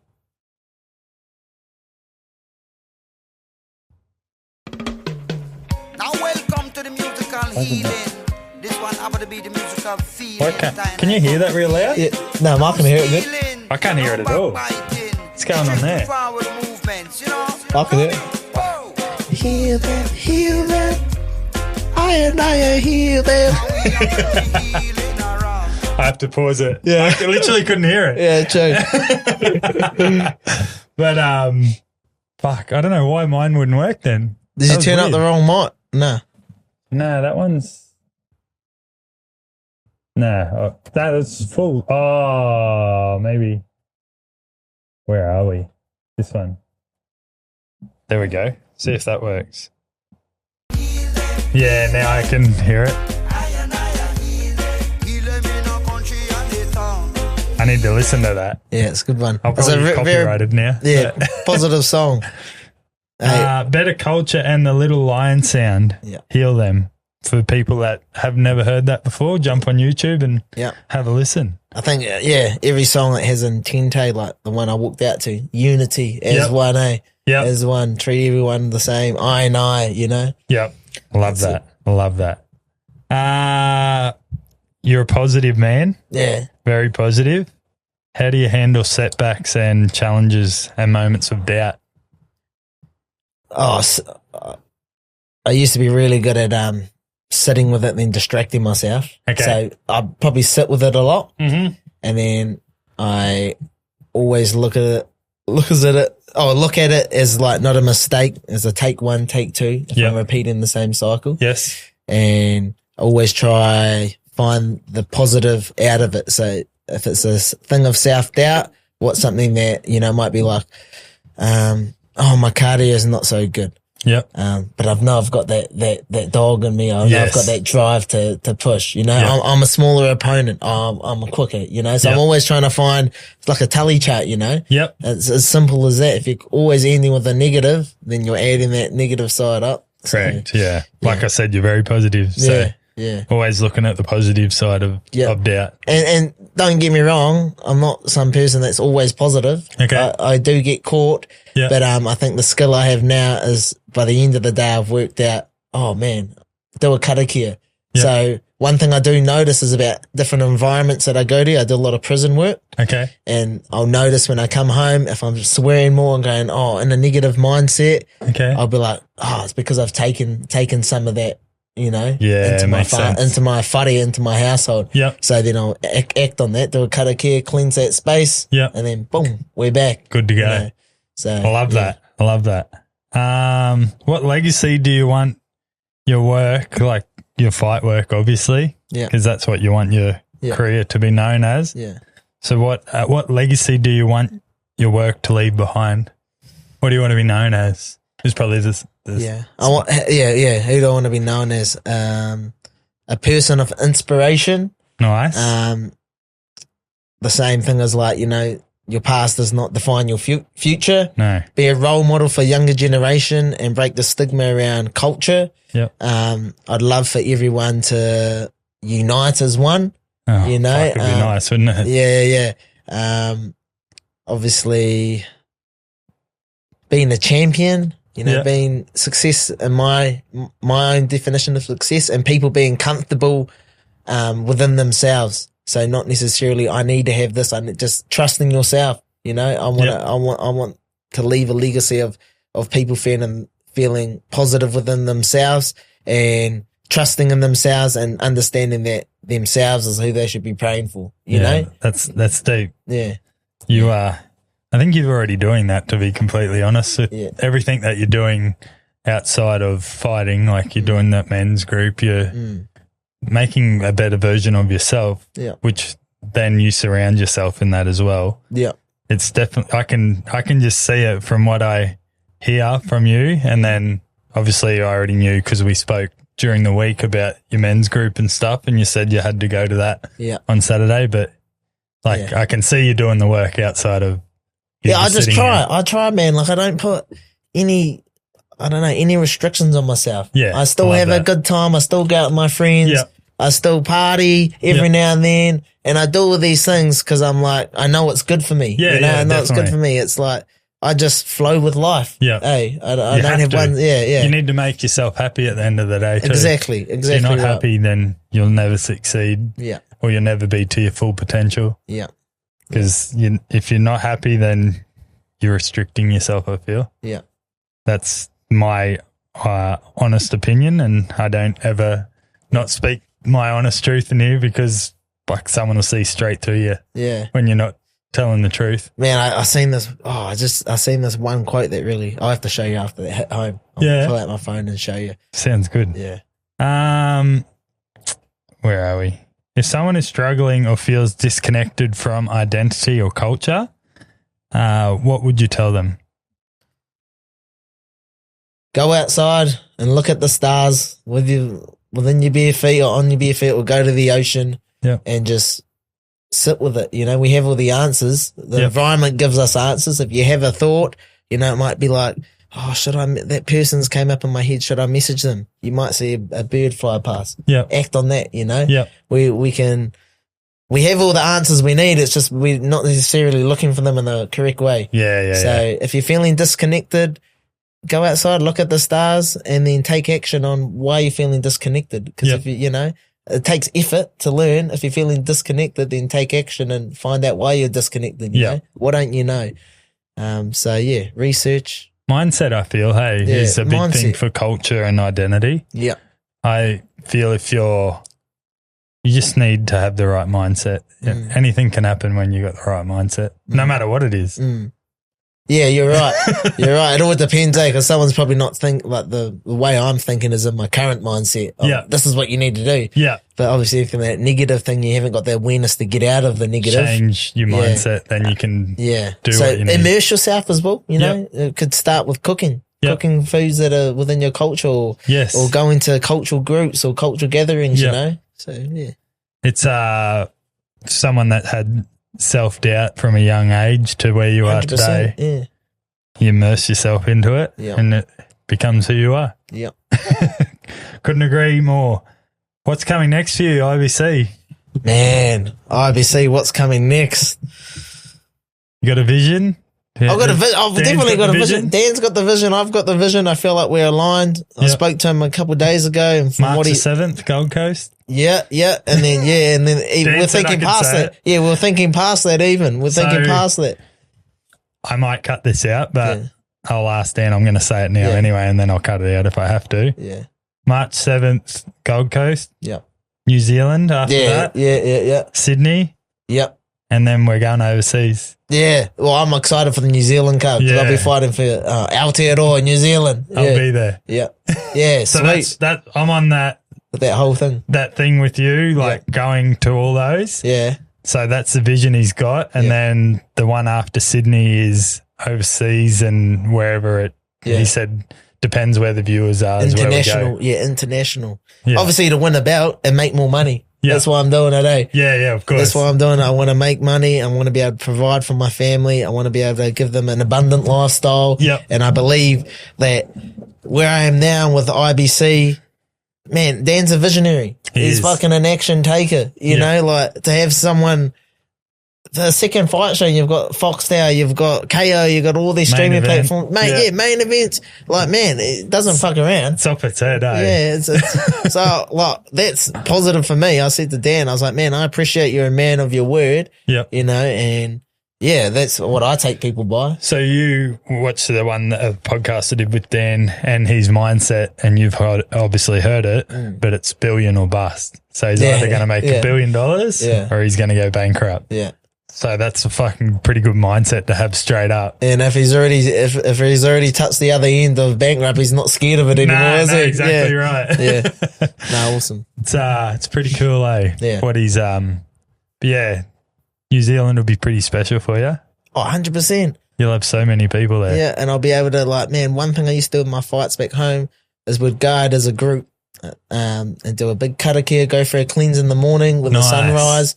All the people that put a lot of intent and modi and energy, I'd get them out, would go have a big gathering and a big karakia and then go have a nice feed afterwards, you know? Fuck. And that's what I miss is, you know, having my brothers around, you know, my cousins, my whānau when I'm doing it. So just your whole culture, hey? Whole culture, being immersed in it because we were warriors, you know? Yeah. We're warriors. We've all got it in us. So, yeah, so true. Yeah. Fuck. I can't wait to be part of that. Oh, man, you'd love it. I'll be there. You had a hangi before? Yeah. Heaps, heaps, They're the best, eh? Yeah. Some people can cook shocking ones too, to be fair. Yeah, or boil ups, eh? Boil ups, a hangi, I reckon I had my first ever hangi when I was about 8. Yeah. Like pretty young. Yeah. And obviously growing up Indigenous lifestyle and then having a lot of like Kiwis and that around as well. Like it was like fucking pretty special to have like both cultures like around. So I haven't dove into your culture a lot. Yeah. I'd love to know a lot more. A lot of similarities with Indigenous. Yeah, I think so. Yeah. I obviously don't know, but I think we're on the same like direction. Yeah. We just want our people to be fucking looked after and that's exactly right. You know? Just fucking look after us. You know, not put the cheapest alcohol stores in the places around the world that have the most, you know, the biggest problems. Biggest problems. Oh, it's cheaper, fast food's cheaper, you know. It's not nice. Well, your government's doing it right. They're all fucking sticking together. Oh, it's not nice. That's a whole nother story. Yeah. I don't get too much into politics. One, because I only see what's on the media and there's some stuff I know, but I'm not. Yeah. I don't, well, my time and energy is into that, but I know that I'm not doing the right things. No, well, they're sticking together now to give. Taking Te Ao Māori out of school, for instance, like taking the Indigenous language out of schools, it's not taught, you know. Yeah, it's fucked. Where do people find you? Socials. Corban Mita on Facebook, Corban Mita MMA, or at Corban Mita MMA.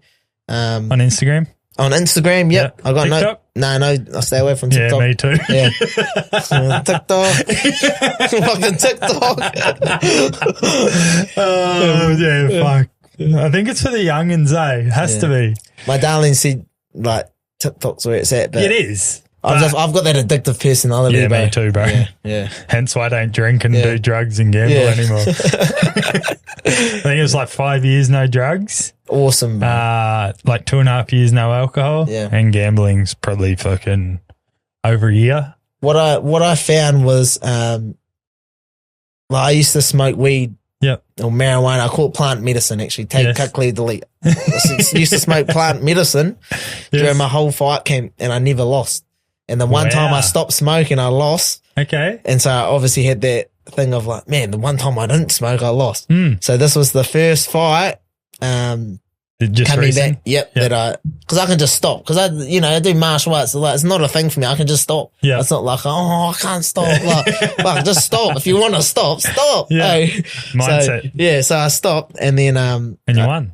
Yeah, I won, and then I had a smoke afterwards, and I was like, oh, it doesn't even do the same. And it's like when you're in a cycle of might be alcoholism or like marijuana, that becomes a new normal, and then when you come off it, the high has been off it. If you know what I mean, you know? I couldn't agree more. Yeah. That first month of me of no like drugs, alcohol was fucking the hardest time of my life. But once you get past that and you surround yourself with the right people, you soon know who your mates are. Yeah. And you talked about suicide earlier. I lost 11 people to suicide last year. Wow. In 1 year. Yeah. So I know like that hurt and that pain that people go through, and they just can't. They choose the wrong thing, obviously, by killing themselves. But fuck, I felt that, eh? It's heavy. Yeah, it is, bro. Yeah. It is. But that's one of the reasons why I started this too, was to give people a voice to talk about their problems and how they come through it. And it's something that if I can help one person, I've had 3 people since I started this podcast that have not like were talking about killing themselves. One of them gifted me this. Oh, nice Ponami. Yeah. Me. So he's a Kiwi boy from New Zealand, and for him to give me that, it got blessed at home, and the rope got blessed as well, and for him to give me that and for me to pull him out of the hole, I'll never take that off my chest ever. Yeah, but awesome, bro. It's so that culture thing is just something for me that if I can help one person or fucking 50, my job's not done, no matter how many it is. Yeah. But I've got here. Do you have any questions for me? Obviously, you started. Why did you start this? What was it? Was it because you had people that killed? So I struggled. Yeah, I struggled with like depression and. I grew up with no dad, so my dad left my mum before I was born, so I've never ever met my dad. My dad died probably 4 years ago now. I only know all this because I met his brother, and he had severe drug addictions, homelessness, just wasn't a good person, to put it fucking simple. Yeah. And I feel like I've struggled, and the way I've dealt with my stuff, struggled through like alcoholism, drug addiction, all that kind of stuff. But I can help people from the way it worked for me, but that's not the right way for everyone. Yeah. So I've had a lot of sporting people, successful business owners like Swiss Multivitamins. My mate used to be the CEO of that, and Aboriginal artists, NRL players, WBA fighters. Like I've had fucking all walks of life in here. I've had 16-year-old kids that have got no direction in school and no idea where they want to be.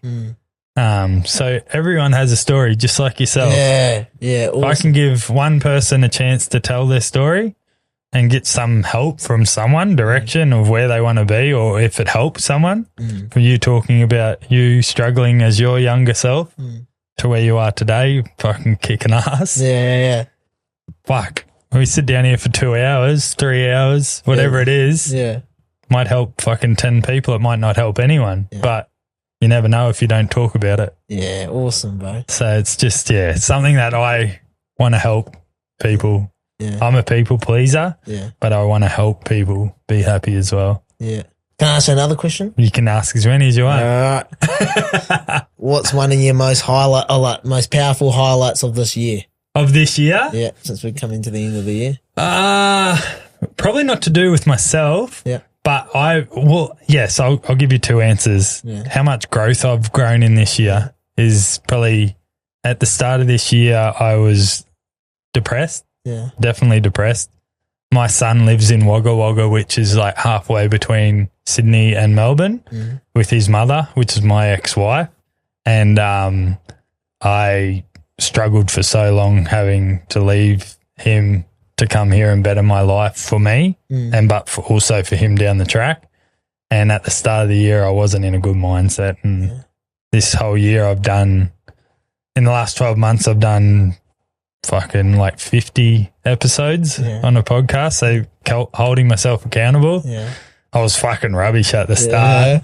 But seeing my son improve with his sport so much, like I think he's number 5 in New South Wales for discus. Yeah. So just him progressing and being better, even though I'm not there for him. Yeah. But I do go and see him. Yeah. So probably the connection I've grown with my son over the last 12 months because 2 years ago I didn't hear from him for 14 months. So growing that connection back with my son's probably the most thing I'm proud of. Yeah. Because like I didn't grow up with a father, and then for me to leave and do what I did, it's fucking hard. Yeah. But I had to do it for me. Yeah. And for me to get where I am now is something I'm proud of for sure. But my job's not done. Job's not done. Nah. I got one more. Shoot. What bit of advice could you give to younger Matty? What, that's struggling, that doesn't have a purpose. Yep. Yeah. Don't dwell on the past. Yeah. Don't fucking beat yourself up over not knowing your father. Yeah. Like your mum was protecting you for a reason. Yeah. Mum never used to tell me his name, never used to tell me anything about him because obviously he was a bad person. Yeah. And I held on to that for so long. Mum will listen to this, and I haven't said this to Mum, but I used to fucking be quite pissed off at Mum because she wouldn't tell me about it. And I feel like I was probably a little fucking shit of a kid when I was a bit older because I could express my feelings a lot more. And I used to fucking probably, like you were saying earlier, verbally, like what's the word I'm looking for here? Like verbally expressing my feelings. So like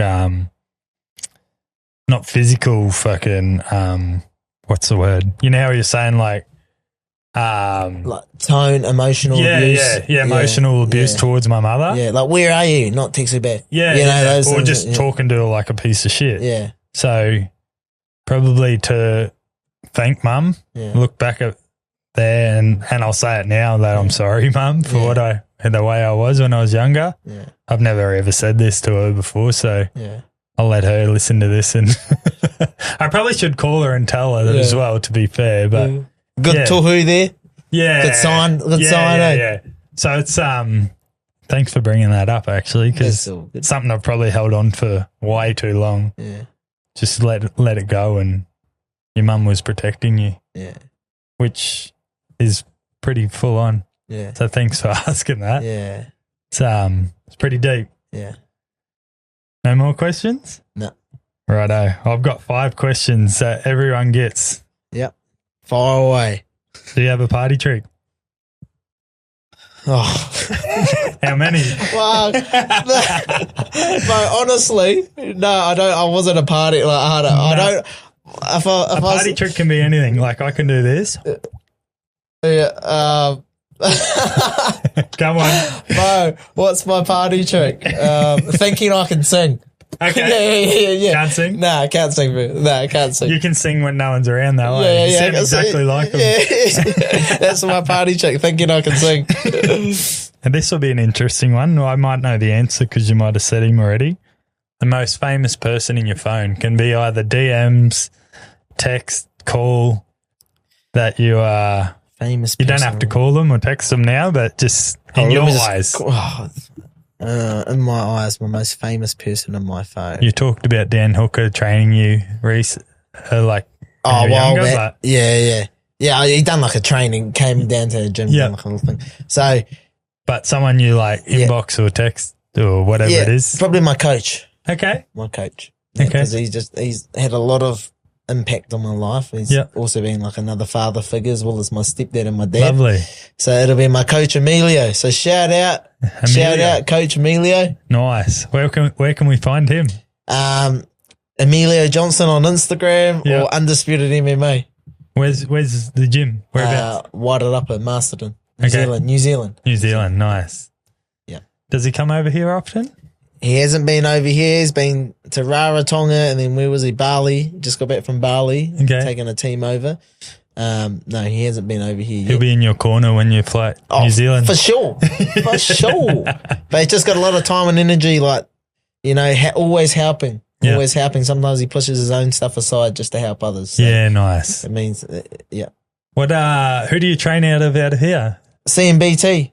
Which Combat, is, where are they?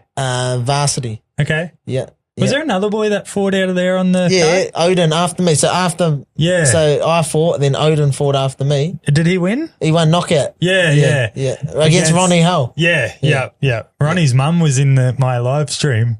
Oh, true.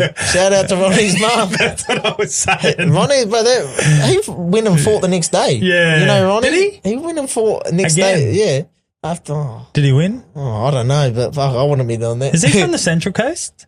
I wouldn't have a clue, bro. I think he is. It was really weird because, like, he was in my corner. Okay. But we were, obviously, Odin was in red, I was in blue, so I don't know why we weren't together. You know? Okay.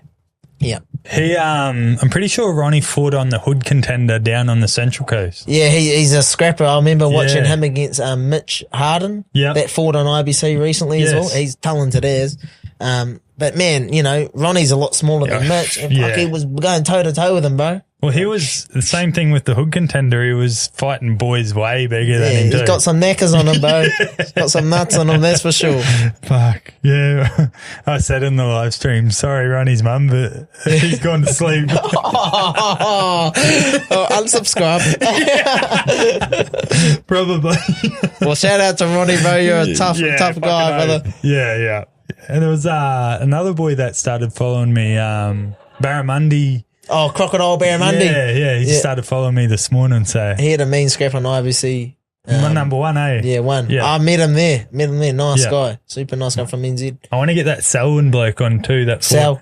Yeah. I think he's from Goldie Ashmore as well. Yeah. Ashmore, yeah. Around the corner from me. I'm in Bundle. Yeah, he'll come on. Nice guy. He's Indigenous too. Yeah. That's what I like. Too, that knockout. Oh. Yeah. He was the one that went down, faked for the ribs, and then uppercut. He's a stocky boy. He's got some mana behind him. That's for sure. Yeah, fuck. He was good. What's one thing you can't live without? One thing I can't live without. My dog and my partner. Rocky. Yeah. And Ella. Yeah. My whānau. Yes, love that. Yeah. See, I remembered then. Yeah, got it, mate. Oh, this will be interesting. And don't lie to me here, please. He's rolled his eyes. Do you remember this question before I say it? No. Nah. Have you ever sent a nude to the wrong person? Oh, nah. No, I haven't. Come on, I haven't. No one's. All the people that I've sent it to are the people that wanted it. Speaking of that, I might spice things up and send one to my darling now. Where's the bathroom? At the back. So, no, to be fair, like, I wasn't really that type. I don't. Yeah, Fuck, I sent it. I might have sent like 4 my whole life. Yeah, and okay. they've all been to my fiance. Yeah. At the start of the year, then 2 years down the track. You want this, buddy? Yeah. Plans tonight.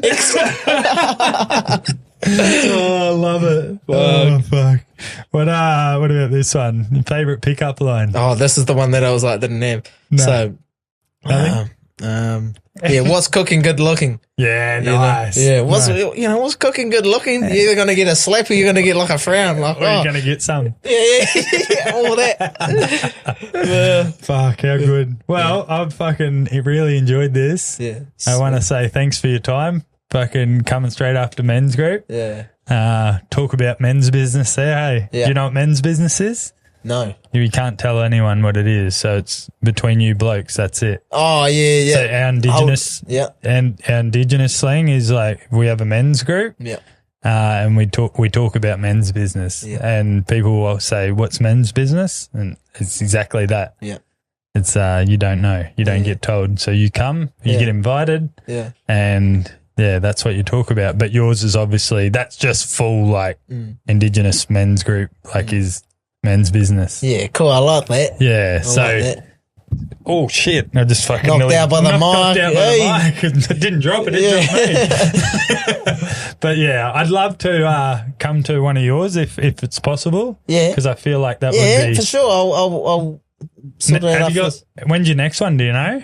The men's group every Saturday. Okay, every Saturday. Well, if you don't mind, I'll come to next Saturday if that's all right. It's in Broady, you said, eh? Broadiebarrow. It's literally at the surf club. We meet up there. Karawa? Yeah, meet up there 7 a.m. Done. And we just go for a walk. Yeah, you know, keen as he'll be right. He'll be aligned with us for sure. Yeah, I love that.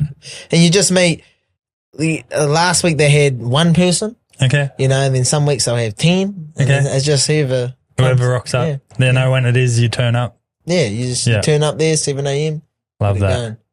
Do you go for a swim as well? No, we don't. We just go. I always normally have to leave early. I'll get halfway because I've got to get back for sparring. Yeah. Okay. So I'll do as much as I can, then run back for sparring. Yeah. And then get there. So today we went to Rafiki. Oh yeah, just down here. Yeah, had a coffee together. Yeah, and nice. What we try to do is you walk down there, you talk to each other with one person, and then walk back with someone else. Yeah. That's what we try to do, and just check up on each other because you got to sort of break the cliche of like, so how you going? So what do you do for work? Yeah, how many people you got in your family? You know, and then the next person just gets deeper and deeper. You know, like what's your beliefs? You know, yeah. So it's good. They talk about everything, business, anything. I'm keen as. Yeah, be my ritual as well. Let's lock it in. Let's go. Thank you, bro. Appreciate your time, I wish you all Matty. the best for the future, bro. You're a man with a lot of talent. Yeah, and I don't even think you realise how talented you are. Yeah. Do you realise? You know you've got some. I know. Yeah, I just know that me being a nice human, treating people nicely, being a positive ray of light, listening to people. I just know just being that, my authentic self. Yeah.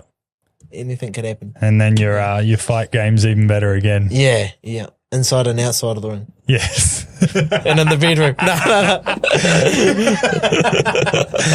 Ella, go get that buru. Yeah, go get that buru. Show me your bunda. Thanks, brah. Thank you, bro. Appreciate you, bro. Love you. Bye-bye. Love you, bro. See ya. This has been another Pod Perfect production.